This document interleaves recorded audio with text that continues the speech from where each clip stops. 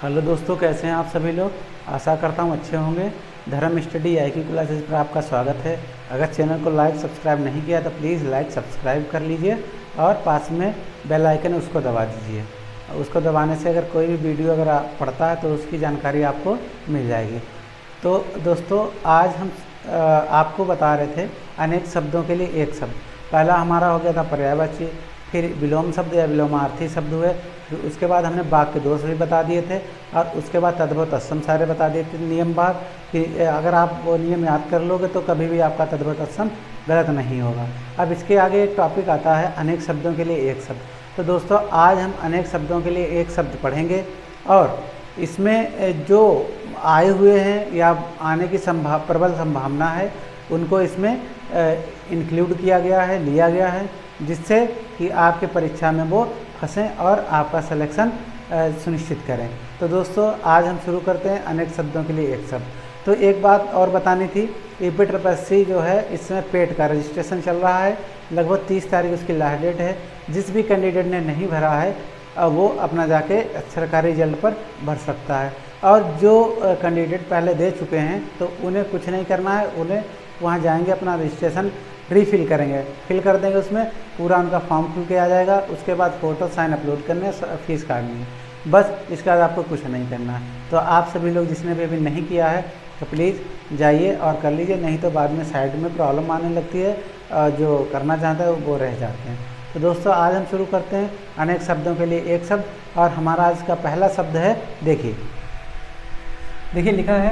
पहले हम आपको बताएंगे अनेक शब्द होते क्या हैं। लिखा है हिंदी में एक वाक्य, वाक्यांश। हिंदी में एक वाक्य या वाक्यांश, एक वाक्य या वाक्यांश, ठीक। अथवा अनेक शब्दों के लिए, अथवा अनेक शब्दों के लिए जो एक शब्द का प्रयोग होता है, अनेक शब्दों के लिए जो एक शब्द का प्रयोग होता है वह संस्कृत से लिया जाता है। वह किससे लिया जाता है? संस्कृत से लिया जाता है, ठीक है। वह किससे लिया जाता है? संस्कृत से। अब अनेक शब्दों में जितने भी आएंगे शब्द वो सब संस्कृत भाषा से ही लिए गए। तो यहाँ पे एक क्वेश्चन आपका इंपॉर्टेंट ये बन सकता है कि जो अनेक शब्दों के एक शब्द हैं ये किस भाषा से लिए जाते हैं, तो उसमें उनका अर्थ संस्कृत आएगा। क्या आएगा? संस्कृत, ठीक। जो हमारी देववाणी है, ठीक, संस्कृत भाषा से ही सभी भाषाओं का जन्म हुआ है, ठीक। अनेक शब्दों के लिए ये हो गया, संस्कृत से लिया जाता। अब पहला शब्द हमारा देखिए फिर लिखा है पर्वत के ऊपर की समतल भूमि कौन सी होती है? पर्वत होता है, उसके ऊपर समतल भूमि बराबर जो भूमि होती है उसे अधित्यका कहते हैं। क्या कहते हैं? अधित्यका। मोस्ट इंपॉर्टेंट है ये। क्या कहते हैं? उसे अधित्यका कहते हैं। एक ऊपर समतल हो जाएगी, एक होगी पर्वत के नीचे की, ठीक, वही हमें बताएंगे, उसे उपत्यका भी आगे बताएंगे। फिर आता है जो ना जाना गया हो, जो ना जाना गया हो, ठीक, जो ना जाना गया हो, ठीक। ये आ जाती है ऊपर की समतल भूमि। क्लियर? ऊपर की समतल भूमि, ठीक। जो ना जाना गया हो उसे अनवगत कहते हैं। अनवगत, अवगत होता है उसे अन लगा दीजिए, ठीक, वो क्या है? अनवगत हो जाएगा। क्लियर? जिस पर आक्रमण ना किया गया हो, ये भी इंपॉर्टेंट है। अनाक्रांत होता है। क्या होता है? अनाक्रांत होता है जिस पे आक्रमण नहीं किया गया। क्लियर? कुछ कट तो नहीं रहा है, देख लीजिए एक सेकेंड। नहीं कट नहीं रहा है, ठीक है। तो ये क्लियर हुआ। क्या? अनाक्रांत कहते हैं जिस पर आक्रमण ना किया गया। क्लियर? अगला शब्द है हमारा प्रत्येक पदार्थ को क्षणिक और नश्वर मानने वाला। क्षणिक और नश्वर मानने वाला सिद्धांत क्या था? अनित्यवादी होता है। क्या होता? इंपॉर्टेंट है, अनित्यवादी होता। क्या होता? अनित्यवादी होगा। फिर आता है जिसका वर्णन ना हो सके, जिसका वर्णन नहीं कर सकते, जिसे हम व्याख्या नहीं कर सकते, तो वो अनिर्वचनीय होता है। निर्वचनीय, वचनीय मीन्स होता है जिसका वाचन कर सके, आ लगा दो इसमें, अनिर्वचनीय इंपॉर्टेंट है, जिसका हम वर्णन नहीं कर सकते या व्याख्या नहीं कर सकते, ठीक। अब जिसके बिना काम ना चले, जिसके बिना काम ना चल सके उसे अनिवार्य कहते हैं। क्या कहते हैं? अनिवार्य, ठीक, अनिवार्य होता है। अब आ जाइए जो किसी की देख रेख में ना हो, मतलब जानवर की बात हो रही, किसी की देख रेख में ना हो उसे अनेर कहते हैं। इंपॉर्टेंट है, पूछा जा चुका है, अनेर शब्द, ठीक। जो किसी की देख रेख में ना रहे, जो मतलब जानवर, इस समय जैसे सांडों की जो समस्या है या गायों की जो समस्या है वो बहुत बड़ी समस्या है, उन्हें क्या कहेंगे? अनेर कहेंगे, जो किसी की देख रेख में ना रहे। क्लियर? अब देखिए बात करते हैं, एक सेकेंड।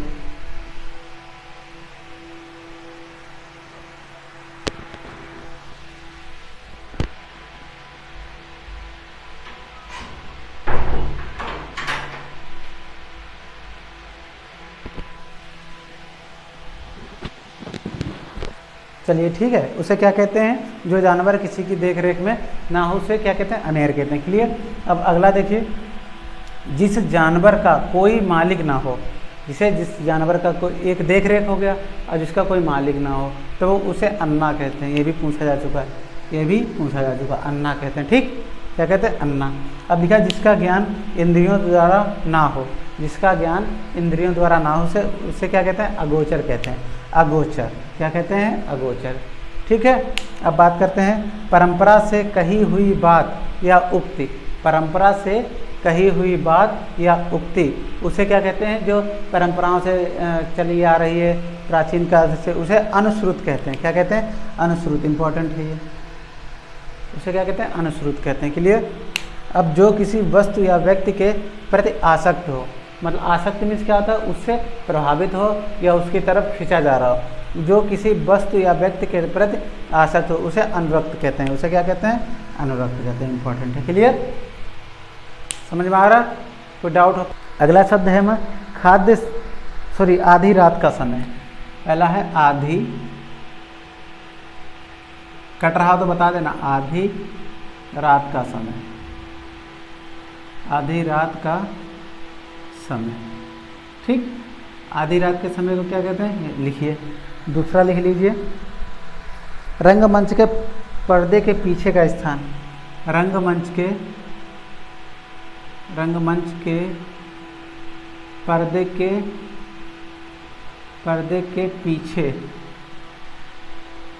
पीछे का स्थान, पीछे का स्थान लिखिए। उत्तर आप लोग बताइए, अभी मैं लिखूंगा फिर बाद में। फिर है हवन में जलाने वाली लकड़ी। हवन में जलाने वाली लकड़ी, हवन में जलाने वाली लकड़ी। आधी रात का समय पहला हो गया। दूसरा है रंगमंच के पर्दे के पीछे का स्थान दूसरा। तीसरा हवन में जलाने वाली लकड़ी। तो आप लोग कमेंट करके बताइए। अगला लिखिए, दिशाएं ही जिनका वस्त्र है। दिशाएं ही जिनका वस्त्र है। दिशाएं ही जिनका वस्त्र है। ठीक,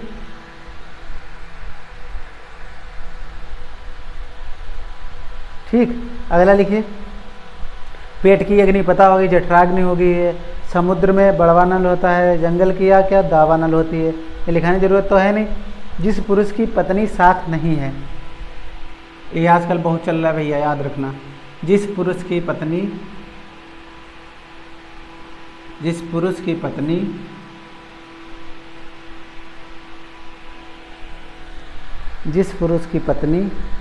साथ नहीं है,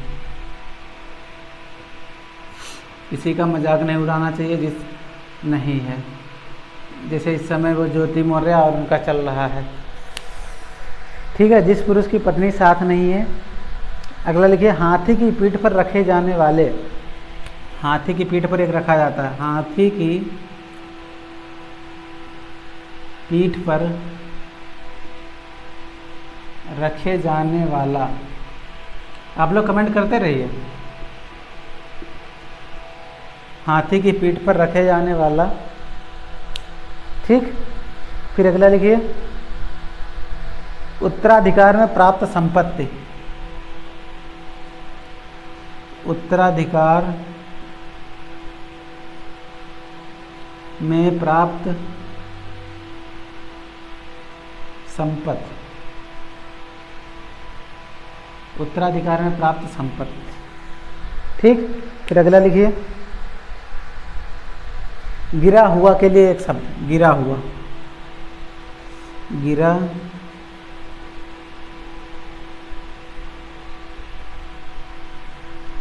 लिए एक शब्द। ठीक, गिरा हुआ के लिए एक शब्द। अगला लिखिए, अपना उद्देश्य पूर्ण होने पर संतुष्ट। अपना उद्देश्य अपना उद्देश्य पूर्ण होने पर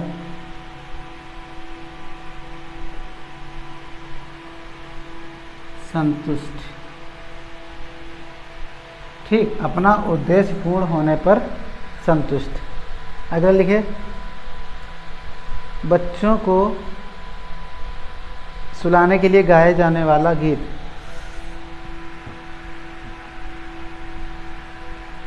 बच्चों को सुलाए जाने के लिए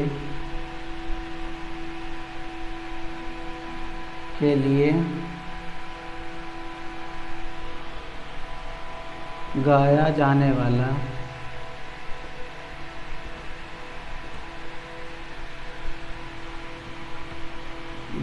वाला गीत। ठीक, गाया जाने वाले गीत। क्लियर? कट तो नहीं रहा? एक सेकेंड, नहीं कट रहा, एकदम बढ़िया। तो शुरू करते हैं। देखिए,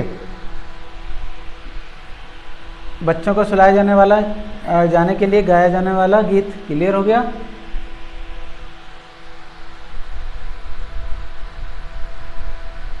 लिखिए, पहला देखिए, आधी रात का समय उसे निशीथ कहते हैं। क्या कहते हैं? निशीथ समय। निशीथ होता है, क्या होता है? निशीथ होता है। ठीक, आधी रात का समय क्या होता है? निशीथ होता है। और गोधूली जो आप बता रहे हैं वो दूसरा होता है, जब सूरज ढलने के बाद और वो जो शाम का टाइम होता है, जब जानवर सब अपने घर आने लगते हैं, तो वो गोधूली बेला होती है। कौन सी होती है? गोधूली बेला। तो ये हो गया आधी रात का समय, उसे निशीथ कहते हैं। ठीक, अगला लिखिए, रंगमंच के पर्दे के पीछे का स्थान लिखिए। नेपथ्य होता है। नेपथ्य क्या होता है? नेपथ्य। था आधा बनेगा, नेपथ्य। ये रंगमंच के पीछे का स्थान, पर्दे के पीछे का नेपथ्य होता है। फिर है, हवन में जलाने वाली लकड़ी समिधा होती है। क्या होती है? समिधा। क्या होती है? समिधा। ठीक, हवन में जलाई जाने वाली लकड़ी क्या होती है? समिधा होती है। क्लियर? फिर अगला देखिए, दिशाएं ही जिनका वस्त्र है, ये तो पता होगा यार, दिगंबर होता है। दिगंबर क्या होता है? दिगंबर। इसे क्या कहते हैं? दिगंबर। जिस पुरुष की पत्नी साथ नहीं है, जिस पुरुष की पत्नी नहीं साथ है, उसका लिख लीजिए विपत्नीक होता है। क्या होता है? विपत्नीक।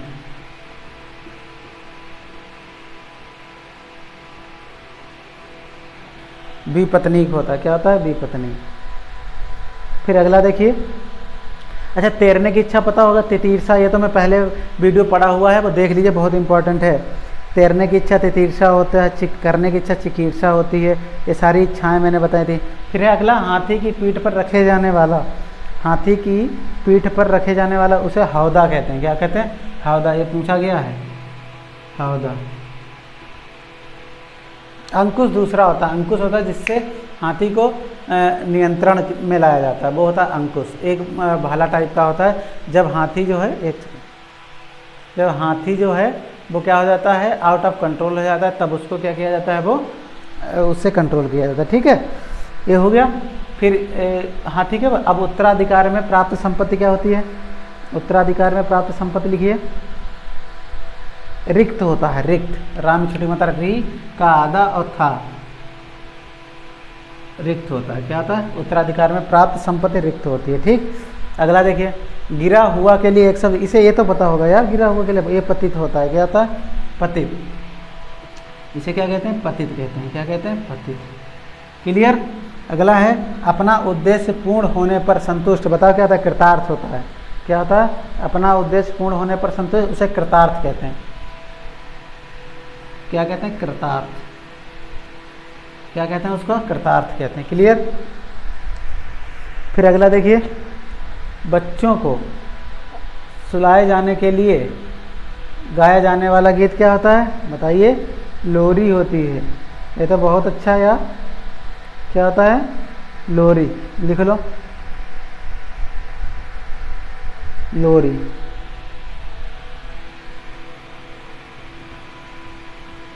ठीक, ये हो गया। अब आगे लिखिए,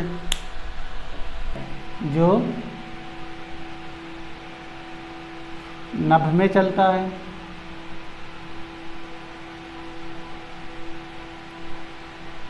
बताइए, कमेंट करिए। जो नभ में चलता है, ठीक। फिर अगला लिखिए, व्याकरण के ज्ञाता। व्याकरण के ज्ञाता दूसरा हो गया, ठीक। व्याकरण के ज्ञाता, ठीक। तीसरा लिखिए, जिसका जन्म छोटी जाति या निम्न कुल में हुआ, ठीक। जिसका जन्म, ये पूछा जाता है, जिसका जन्म निम्न कुल में हुआ हो, निम्न कुल में हुआ हो।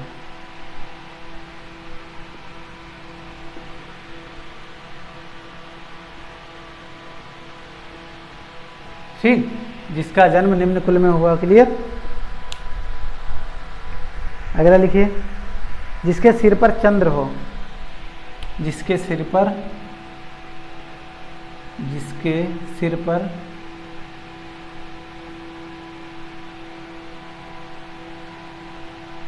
चंद्र हो। सब बताएं, मोस्ट इंपॉर्टेंट है ये। कट तो नहीं रहा? नहीं, कट तो नहीं रहा। जिसके सिर पर चंद्र हो। क्लियर।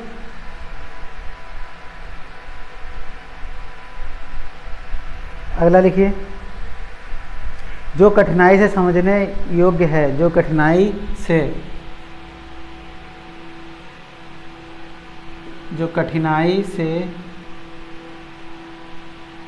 समझने योग्य है। समझने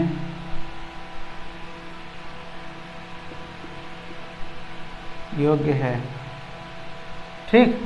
जो कठिनाई से समझने योग्य है।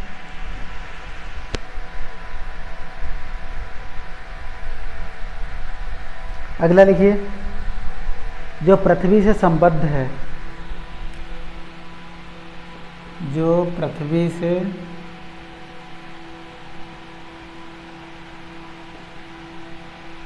संबद्ध है। जो पृथ्वी से संबद्ध है।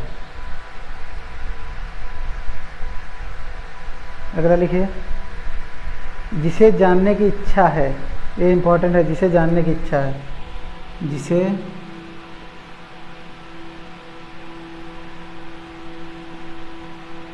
जानने की इच्छा है, ठीक। जिसे जानने की इच्छा है। फिर इसके आगे देखिए, मदिरा पीने का प्याला।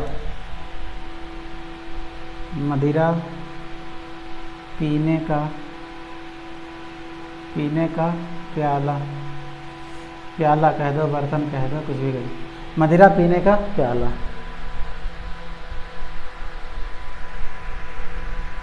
वह कन्या जिसके साथ विवाह का वचन दिया गया है। वह कन्या, वह कन्या जिसके साथ, जिसके साथ विवाह, वह कन्या जिसके साथ विवाह का वचन दिया गया है। विवाह का वचन दिया गया है, ठीक। ठीक, अगला लिखिए, ऐसी जीविका जिसका कुछ ठीक ठिकाना ना हो। ऐसी जीविका,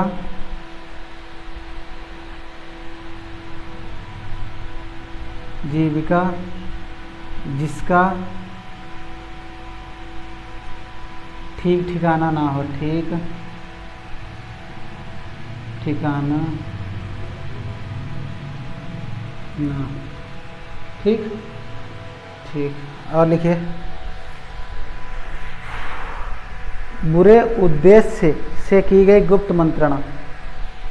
बुरे उद्देश्य से, बुरे उद्देश्य से की गई, बुरे उद्देश्य से की गई गुप्त मंत्रणा। चुपके से, ठीक। बुरे उद्देश्य से की गई गुप्त मंत्रणा।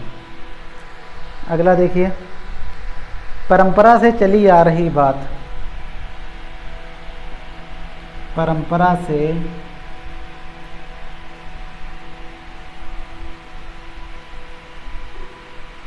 आ रही बात।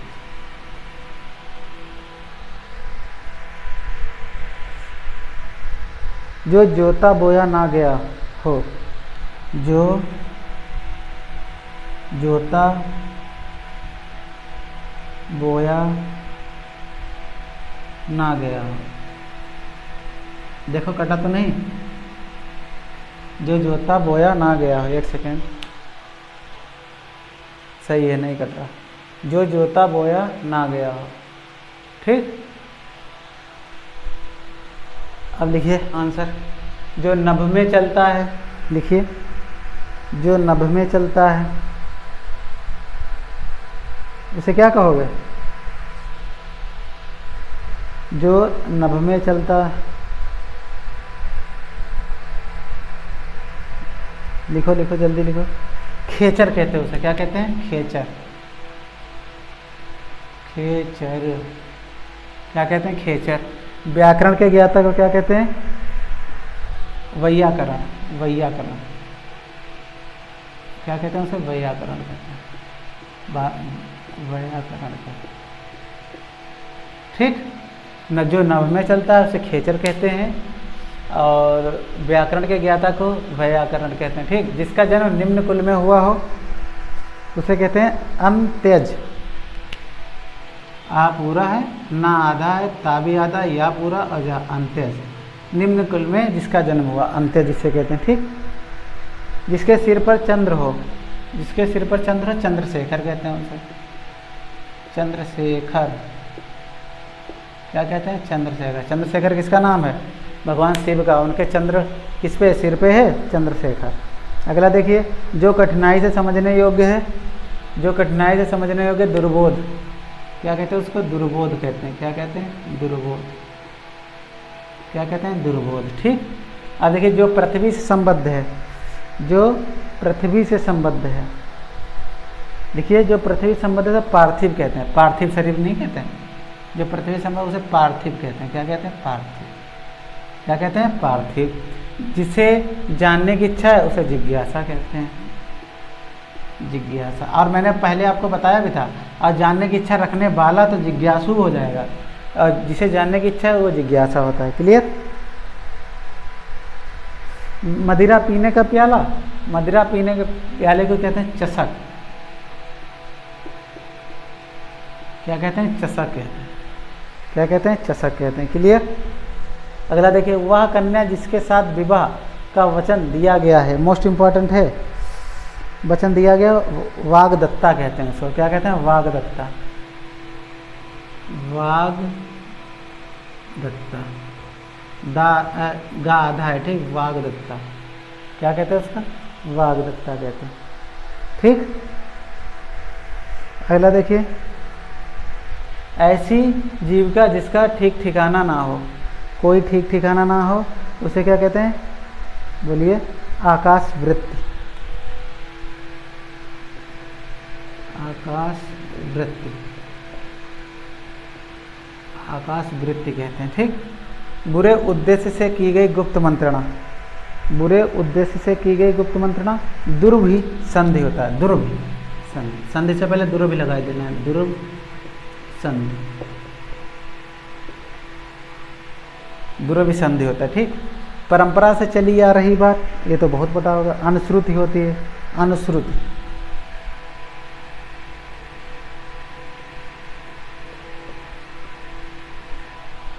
अनुश्रुत होता है। जो जोता बोया ना गया हो उसे क्या कहते हैं? बोलिए।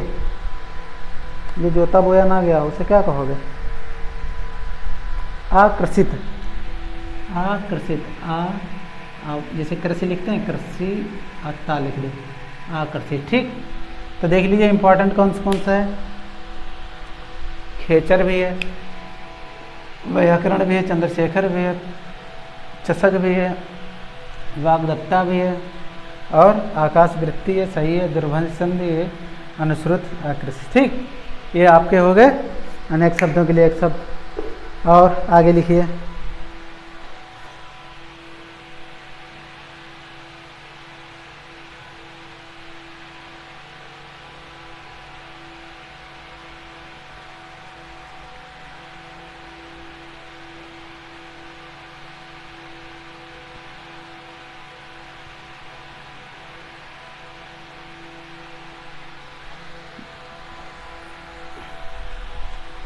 तो दोस्तों आज हमारे इतने ही रहेंगे अनेक शब्दों के लिए एक शब्द। अब आपको हम मिलते हैं अगले वीडियो में, जब तक के लिए धन्यवाद, जय हिंद।